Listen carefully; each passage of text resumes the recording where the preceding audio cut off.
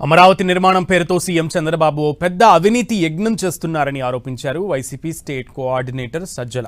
అమరావతి కోసం అసెంబ్లీలో తీర్మానం అన్నది చంద్రబాబు డ్రామా అని విమర్శించారు. చంద్రబాబుకి నిజంగా చిత్తశుద్ధి ఉంటే శాసనమండలి సమావేశం పెట్టి చర్చించాలని డిమాండ్ చేశారు. శాశ్వత రాజధానిని నిర్మించాలనే ఆలోచన చంద్రబాబుకు లేనేలేదన్నారు సజ్జల.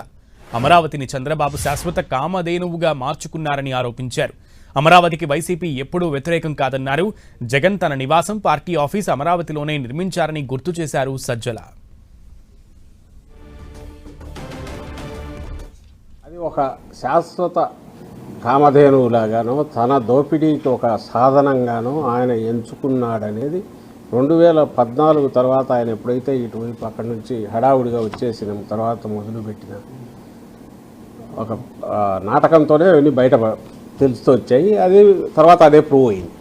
ఈయన దోపిడీకి మార్గం చూపే ఒక దాన్ని కామధేను అనాలన్నా ఏమనాలో మరి తెలియదు ఎవరికి. చంద్రబాబు నాయుడు ఇట్లా చేయి జాపితే ఇట్లా వచ్చేటట్టు కోర్టు వచ్చేటట్టు ఉండే సాధనం కింద ఆయన అమరావతిని ట్రీట్ చేశాడానికి ఆ రోజు ఎగ్జాంపుల్లోనే కనపడుతుంది.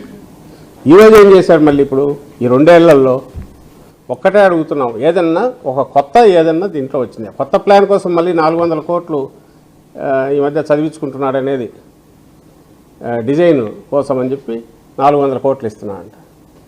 ఇప్పుడు అప్పుడు ఇచ్చిన డిజైన్లన్నీ ఏమైనాయి? ఆ డిజైన్లు ఏంది, ఈ డిజైన్లు ఏంది, అసలు డిజైన్ల పేరు ఎన్ని వేల కోట్లు ఖర్చు అవుతుంది తెలియదు. అలాగే బిల్డింగులకు సంబంధించి ఆ రోజు ఏవైతే పునాదులు తీసి ఆగినాయో అవి ఈ కొత్త ప్రభుత్వం వచ్చాక ఎవ్వరు అడగకుండానే వాటిని రద్దు చేసి చంద్రబాబు నాయుడు గారు మళ్ళీ టెండర్లు పిలిచారు. వైఎస్ఆర్ కాంగ్రెస్ పార్టీ జగన్మోహన్ రెడ్డి గారి కానీ అమరావతి మీద ఎలాంటి అభ్యంతరము లేదు. ఆ రోజు లేదు, ఈరోజు లేదు. అది ఒక